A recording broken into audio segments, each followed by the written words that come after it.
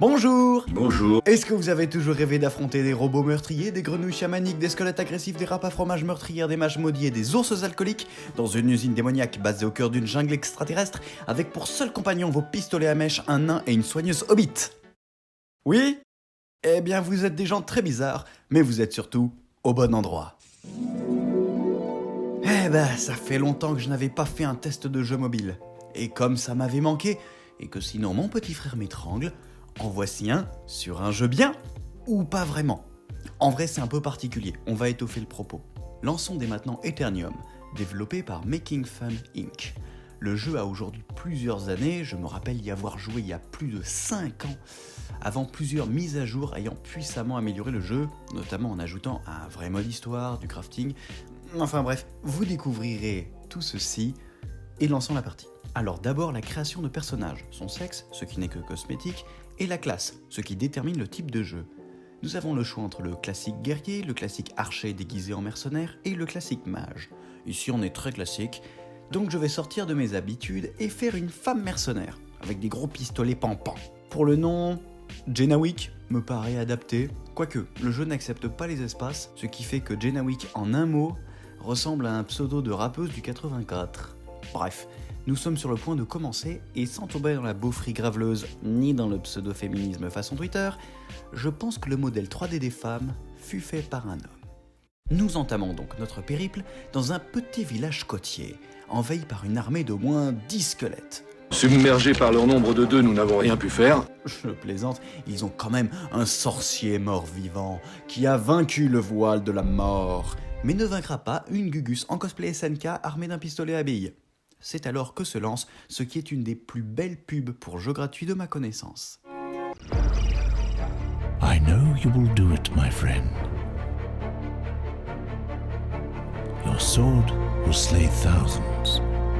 Your plans will end demons. And your words will tame dragons. I know this because you have chosen to do it. And future has already bent to your will. I know you will do it, but I wonder still, to what end? To set free the living, or plunder the gold of the dead?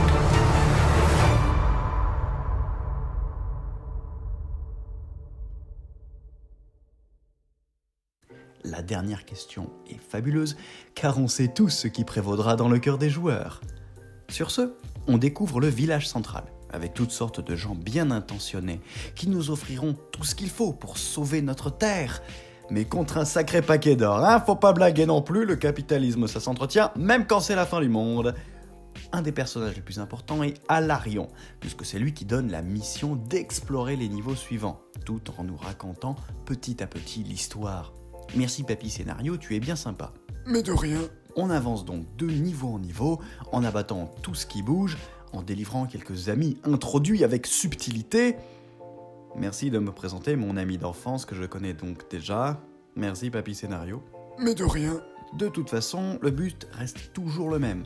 La mission principale, c'est d'aller au bout du niveau et de tuer le ou les boss.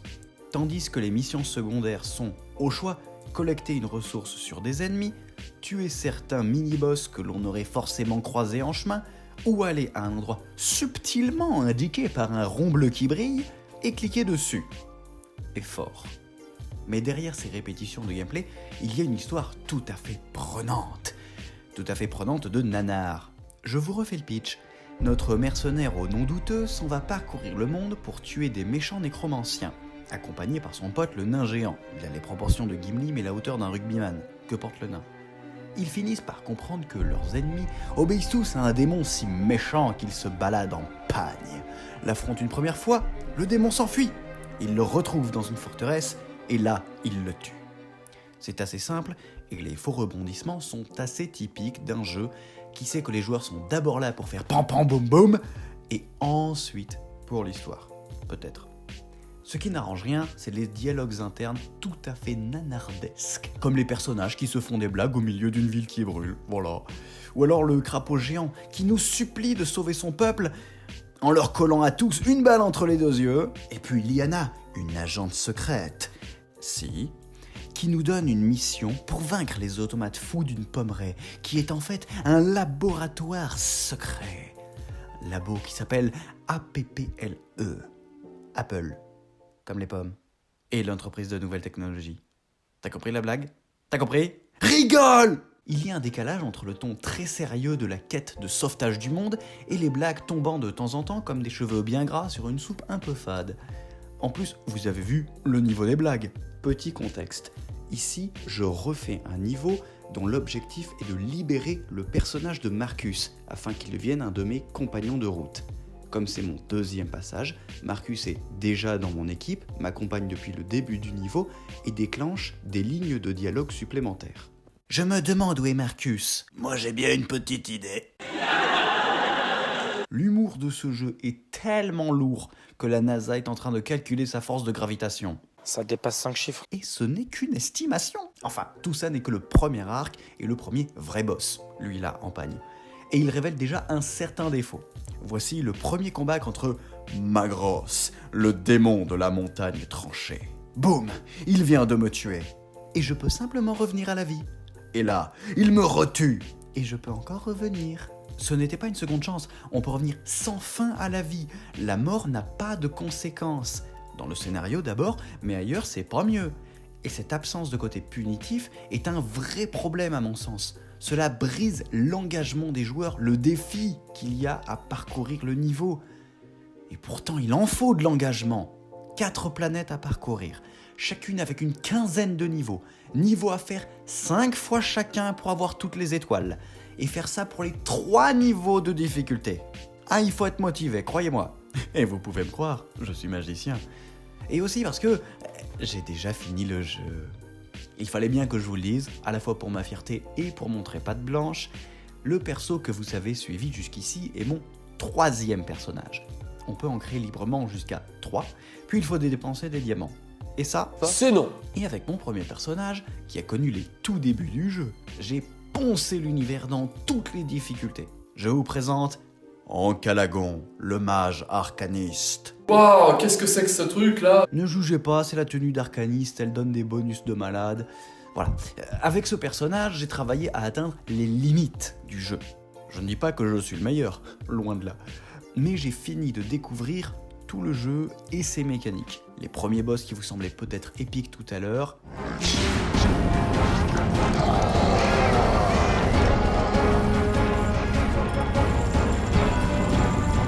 Comment il t'a défoncé? Revenons à Jennawick. Elle est mon 3e personnage, mais certains aspects du jeu sont partagés d'un personnage à l'autre. En particulier l'or et les diamants, le niveau de gloire et ses bonus à répartir, le coffre de matériel et les plans de fabrication pour équipements spéciaux. Vous avez sans doute une idée de ce que là peut être, et en effet c'est très classique, principalement des moyens pour augmenter ses statistiques, vie, dégâts, esquive, critique, tourton en pruneau, et quelques mécaniques supplémentaires parfois.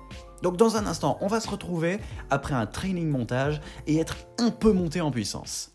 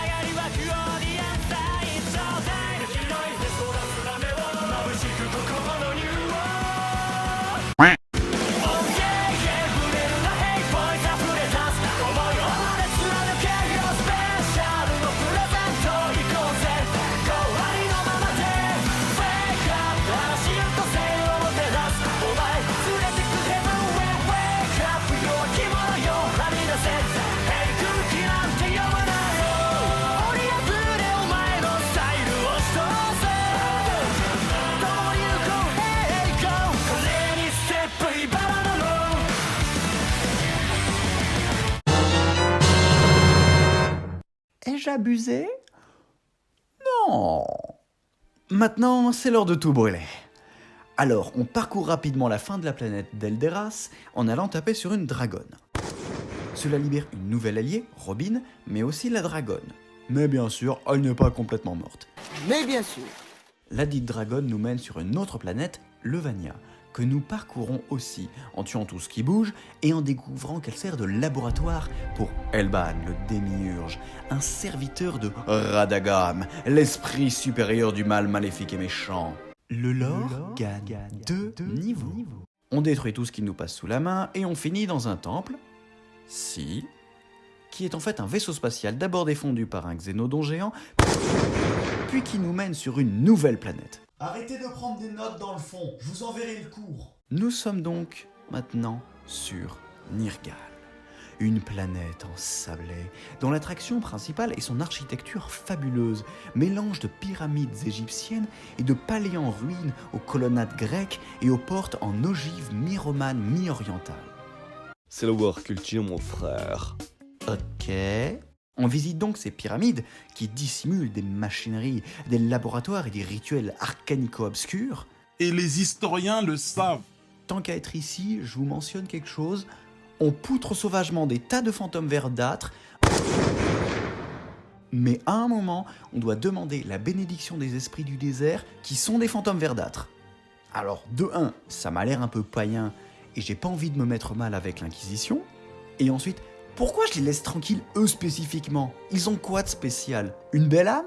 T'as une belle âme, t'es une belle personne.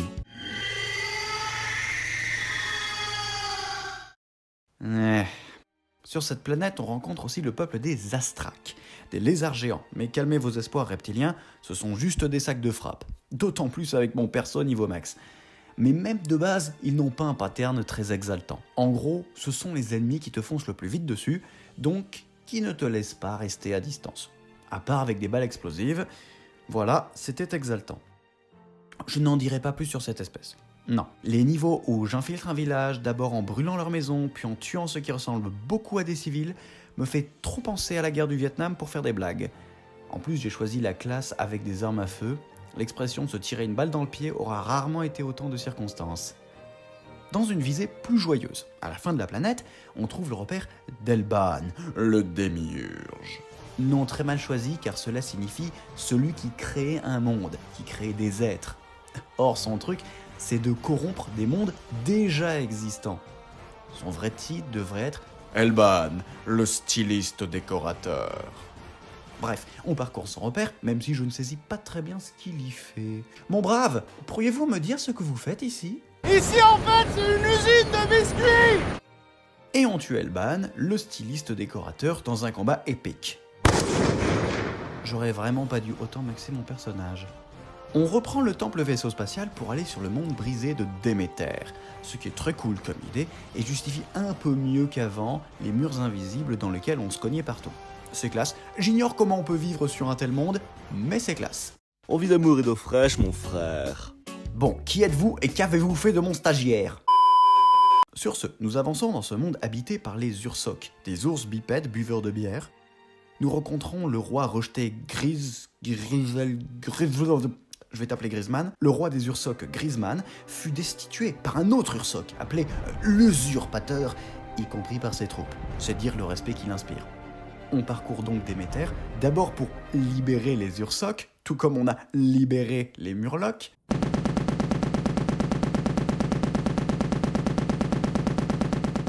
Le moment décisif étant le niveau de la haute porte, où l'on obtient l'aide du crieur public, rassemble les gens en tapant aux portes et finit par faire un discours exaltant à la population prête à se libérer de l'oppression. J'aurais bien vu un mini-jeu sur le fait de faire un discours. Le peuple est alors en feu pour sa libération et court prendre les armes. Bon, si le peuple ne se bouge pas, il doit pas s'étonner d'avoir un dictateur au-dessus de la tête. Le niveau d'après, on s'en va poutrer l'usurpateur, accompagné de Grisman évidemment, un roi ours déchu qui défie un autre ours lui ayant volé son trône, aidé par une humaine. Ça me rappelle vaguement un truc. D'ailleurs, mon bon roi, ça ne vous gêne pas que je profite de la guerre civile pour piller les ressources de votre peuple? Ah, vous faisiez la même chose en temps de paix? Oh, c'est parfait, continuons. Infidèle. Après la libération des Ursocs, on s'en va rencontrer et libérer un autre peuple, les Minotaures. Des êtres barbares et violents qui ne jurent que par la force. Est-ce un défi, jeune Margoulin ?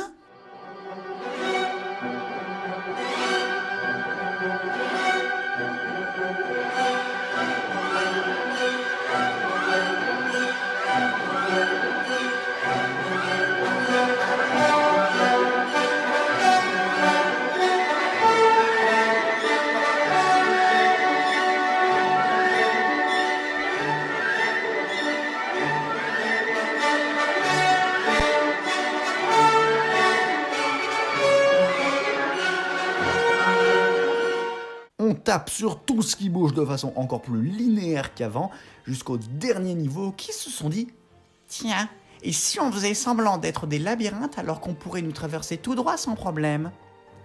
Surtout ne faites pas attention, ça les encouragerait dans leur sottise.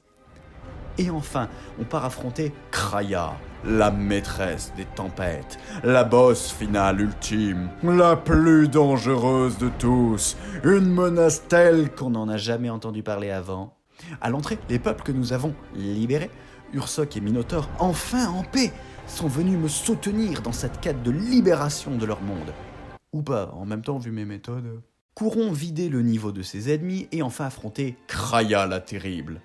Allez, fais dodo. Fais dodo. Et en plus, ce n'est même pas le dernier ennemi du jeu, puisque le dernier coffre est gardé par ses péons, qui sont donc les vrais ultimes ennemis du jeu. Mais voilà, en battant Kraia, j'ai complété le jeu entier. Récompense un peu d'XP, une tape dans le dos et la promesse d'un futur combat contre Radagam le grand méchant qu'on n'a jamais vu, et le combat non plus. Merci papy scénario. Mais de rien. Il n'en reste pas moins que j'ai vaincu, en version facile et avec un perso la limite du cheaté, mais quand même, victoire totale de l'histoire. Passons à une analyse un peu plus portée sur le gameplay.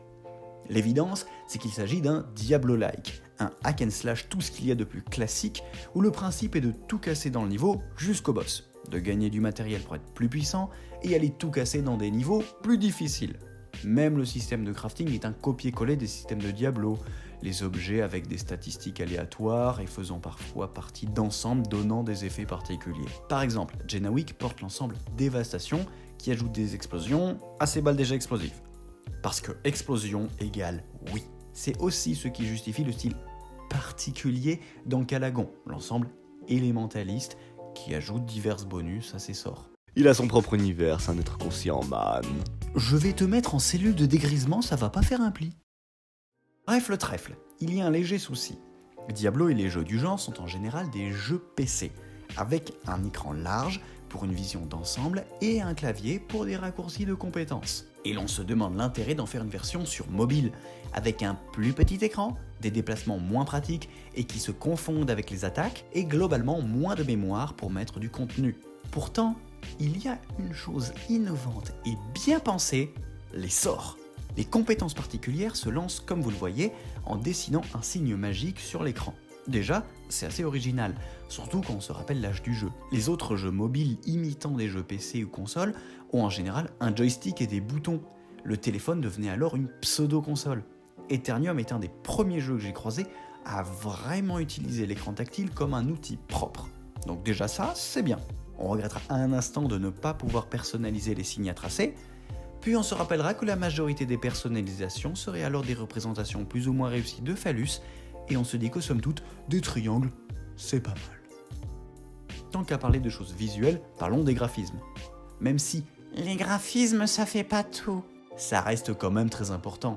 On va rester les deux yeux rivés sur des pixels qui bougent dans tous les sens, alors il faut que ça soit intéressant. Et ici, j'avoue avoir un peu le derrière entre deux chaises. D'un côté, j'aime bien ce style médiéval au lol, dans une période mal précisée, avec des éléments qui viennent un peu partout et se mélangent dans un grand pot-au-feu bizarre.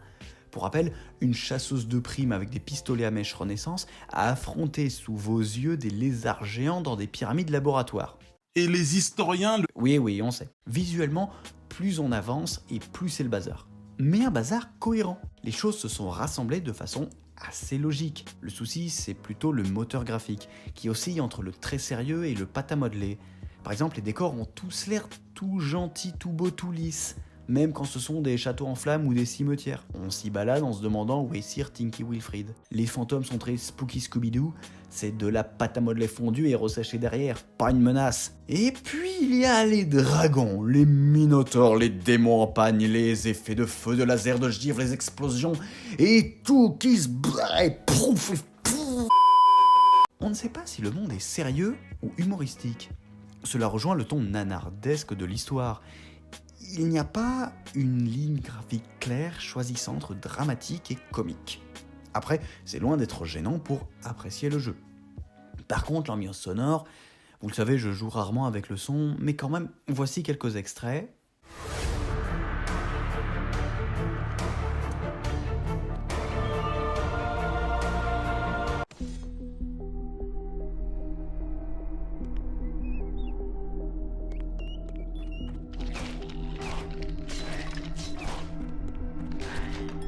Entre la musique de base dans le village, qui sort d'un vieux film d'Heroic Fantasy, et l'absence de fun dès que l'on met les pieds dans un niveau, il ne me reste qu'à tenter de trouver de la musicalité dans les explosions.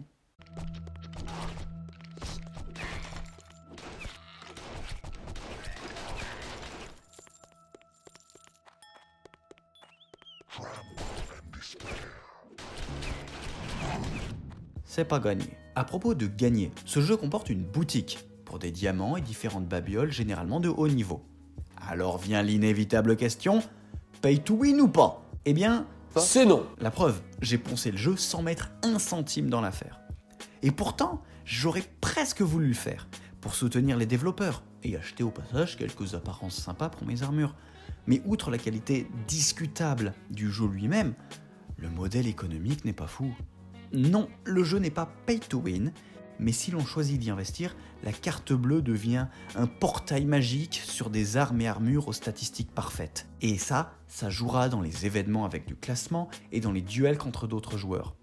Car oui, on peut faire des duels, pas tout à fait en PvP, car c'est une IA qui manipule le personnage adverse, mais il y a bien un classement des joueurs en fonction du score de victoire. Donc une compétition fictive un peu sur le côté du jeu, qui peut être soutenue par des deniers bien réels. Et ça, j'aime pas. Sur un sujet plus positif, rappelez-vous ce que je vous disais un peu plus tôt à propos du fait de pouvoir avoir plusieurs personnages. Il est donc possible de tester tous les gameplays et tous les sets de compétences. On en débloque vraiment beaucoup. Et on peut choisir des approches relativement différentes au sein même d'un personnage. Mais entre les trois classes, je reste sur le mage. Ce qui est particulièrement fabuleux avec cette classe, c'est qu'on a vraiment du choix dans la manière d'humilier ses ennemis. La mercenaire utilise la diplomatie américaine. Le barbare peut jouer à Captain America. Mais les mages... Rayon laser, Kagebunshin, Unlimited Power, trou noir bloquant les déplacements. Je vais te briser tes os, je vais te boire ton sang. Non, je ne crois pas, non. Viens maintenant. Pas envie. Et l'immense classique, je turine des boules de feu depuis le ciel. Bon, écoutez les amis, maintenant j'en ai marre. Plusieurs personnages et gameplay assez différents sont ainsi proposés. Même si globalement, cela reste la même recette de base des hack and slash. Des niveaux à faire encore et encore, et dont on cherche la meilleure manière pour le traverser à la fois vite et sans oublier un trésor dans un coin. On touche alors à un des plus gros défauts du jeu. C'est très répétitif. Déjà que l'affaire manquait d'implication pour les joueurs, avec la mort non punitive. En plus, un sentiment de découragement certain va se glisser dans vos chaussettes. Ce n'est pas agréable. Les niveaux du scénario, c'était prévisible, sont globalement construits tous de la même façon. Les niveaux seront soit des lignes droites avec des murs invisibles, soit des arènes, soit des espaces un peu labyrinthiques mais pas trop. Mais il faut aussi parler des épreuves. Les épreuves, oui, les terribles épreuves. Théoriquement, ce sont des niveaux de plus en plus difficiles et ce presque à l'infini. Mais ce sont surtout des niveaux générés de façon procédurale, avec une alternance des boss à la fin, toujours dans le même ordre, qui ont toujours la même stratégie et les mêmes péons pour les protéger. Seul change l'attaque, la défense et la barre de vie des ennemis, en augmentation constante, vous vous en doutiez. Et c'est très dommage, car quand vous êtes face à une épreuve de votre niveau, les boss révèlent une vraie technicité et un réel besoin d'apprendre leurs patterns pour trouver leurs faiblesses. Le meilleur de cette catégorie étant Garm le gardien, aussi agréable que difficile à affronter, une chose fort rare. Le côté répétitif des niveaux des épreuves se retrouve aussi dans les quêtes journalières, qui demandent de faire encore et encore certains niveaux du scénario, toujours les 8-9 mêmes, alors que le jeu en comporte 55. Répétition aussi dans les événements, les saisons, qui demandent invariablement de faire les mêmes tâches à chaque fois, dont terminer 100 niveaux d'épreuve, tuer 200 boss, tuer 2000 créatures d'élite. Faire 500 fois les mêmes niveaux d'épreuve. Allez, dites-nous les choses en face. Ça m'a agacé. Et le pire, c'est qu'il y avait des idées, et des bonnes idées, en plus des sorts, dans la construction des niveaux. Pas indiqués par des gros machins blancs, des petits mécanismes où il faut un peu réfléchir, même si cela reste souvent du « tuer tel truc pour obtenir tel machin ». Le niveau Rivière de Sang est un des plus créatifs sur ce point. Il y a un coffre que l'on ne peut obtenir qu'au si l'on tue son gardien. Plus loin, le chemin nous est fermé, il faut aller trucider une meute de chiens de l'enfer à côté pour pouvoir passer. Ça n'a l'air de rien, mais des petits moments de mini-énigmes comme ça sont précieux et très rares, alors qu'ils ne coûtent pas cher et donnent un peu d'identité au niveau. Le niveau final aussi a un petit quelque chose. Si vous allez affronter la boss sans tuer les sous-boss, elle a des dégâts surboostés et est presque invulnérable. Donc il y a utilité à parcourir le niveau, c'est intéressant. Mais ceci reste l'exception qui confirme la règle. Les niveaux se ressemblent tous dans leur construction, alors qu'il n'aurait pas été si difficile d'ajouter des choses, même avec des effets réduits. Je blaguais sur les esprits du désert, mais si leur bénédiction apportait un bonus pour le combat de boss, ça aurait du sens d'aller les voir. Pareil pour le discours exaltant sur les Ursocs. Si les Ursocs venaient suivre le personnage pour la suite du niveau, ça aurait du sens de les pousser à la révolution.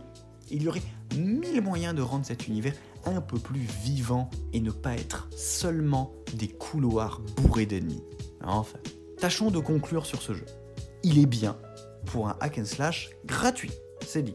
Pour un vieux jeu mobile, ses graphismes sont pas mal, ses mécanismes ont connu plusieurs mises à jour qui les rendent au final très accessibles, notamment sur le crafting et les quêtes quotidiennes. D'autres mises à jour nous sont promises dans le village, mais il y a le coming soon depuis 2 ou 3 ans, donc on va prendre notre mal en patience. Par contre, vous connaissez aussi les défauts de l'affaire, le côté répétitif des niveaux et des événements qui peut clairement lasser. C'est pourquoi, si vous voulez tenter Eternium, je ne peux que vous conseiller de créer plusieurs personnages de classes différentes pour varier les gameplays. Sur ce, j'ai un stagiaire à punir pour consommation de produits illicites. Cool man, ça t'ouvre les chakras. Non, sniffer des adjectifs substantifs, ça bouche l'irrigation sanguine du cerveau. Chères spectatrices et spectateurs et autres tabourets, au plaisir de vous revoir quelque part dans cet univers et ne vous droguez pas à la grammaire. Restez-en au chocolat.